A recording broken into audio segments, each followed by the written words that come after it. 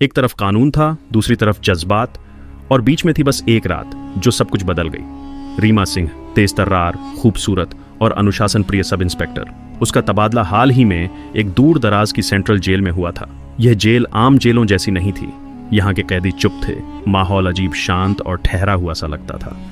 पहले ही दिन एक अनुभवी जेलर ने रीमा से कहा, मैडम, यहाँ के कैदियों से दूरी रखना, कुछ बातें समझने में वक्त लगता है। रीमा ने हल्की मुस्कान दी और अपनी ड्यूटी पर लग गई। 2 दिन बाद उसकी नजर पड़ी बैरक नंबर 7 में बंद एक कैदी पर। नाम था अर्जुन। उम्र लगभग 30 से 12, चेहरा बिल्कुल शांत, आंखों में कोई शिकवा नहीं, लेकिन गहराई थी। हर दिन वो किताब पढ़ता रहता, न किसी से बोलता, न किसी से उलझता। एक रात जेल का राउंड लेते समय रीमा को अर्जुन की बैरक से धीमी धीमी आवाजें आती सुनाई दी, जैसे कोई किसी से बातें कर रहा हो, लेकिन अंदर वो अकेला था। रीमा ने पास जाकर देखा।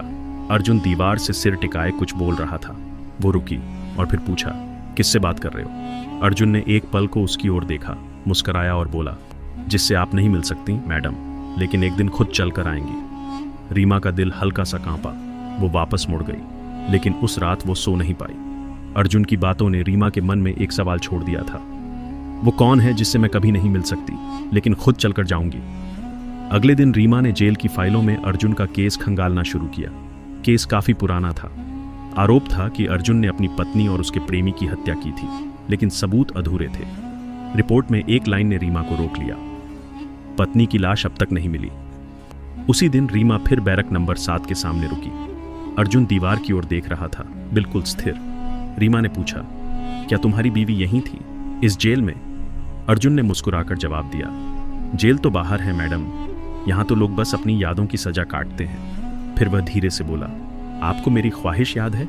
रीमा थोड़ी असहज हो गई। कौन सी ख्वाहिश? बस एक बार उस दीवार के पीछे जाना है, जहां कभी कोई कैदी नहीं जाता, जहां से कोई लौटा नहीं। रीमा ने चौंक कर कहा, दीवार के पीछे? वहां तो बस एक पुराना स्टोर रूम है जो सालों से बंद पड़ा है।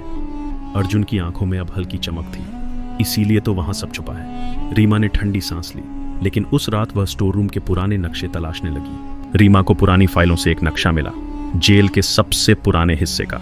वहां एक स्टोर रूम दिखाया गया था, पर साथ में एक और छोटी सी जगह भी बनी थी, जिस पर सिर्फ एक नंबर लिखा था, 13B। रीमा ने उस हिस्से की ओर जाने का फैसला किया। देर रात अकेले टॉर्च लेकर वह जेल के उस पुराने कॉरिडोर में पहुंची जो अब इस्तेमाल नहीं होता था। दीवारें सीलन भरी थीं और हर कदम पर जाले लटकते थे। आखिर में एक भारी लकड़ी का दरवाजा मिला, जंग लगे ताले के साथ।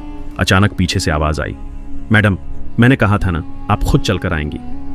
रीमा पलटी। अर्जुन खड़ा था। वो चौंकी। तुम यहां कैसे आए? तुम्हें तो लॉकअप में होना चाहिए। अर्जुन धीरे से बोला, जब सच बुलाता है जेल की सलाखें खुद हट जाती हैं। उसने अपनी जेब से एक पुरानी चाबी निकाली, वही जो कभी किसी फाइल में दर्ज नहीं थी। रीमा कुछ सोच पाती उससे पहले अर्जुन ने चाबी ताले में डाली और दरवाजा खोल दिया।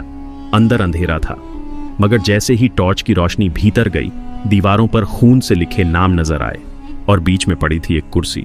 उस पर कोई बैठा था, या किसी का कंकाल। रीमा ने पीछे मुड़कर देखा। अर्जुन वहां नहीं था। रीमा की सांसें तेज हो गईं। उस अंधेरे कमरे में कुर्सी पर बैठा कंकाल मानो कुछ कह रहा था।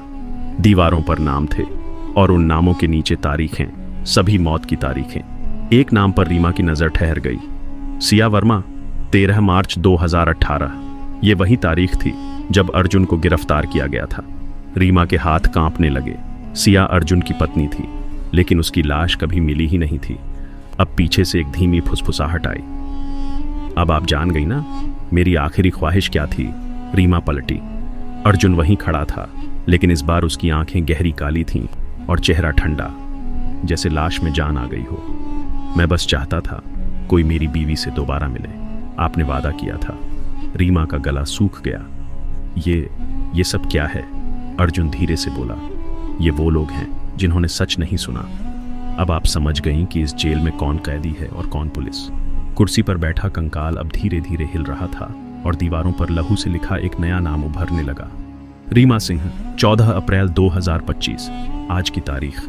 टॉर्च गिर गई और अंधेरे में रीमा की चीख गूंज उठी।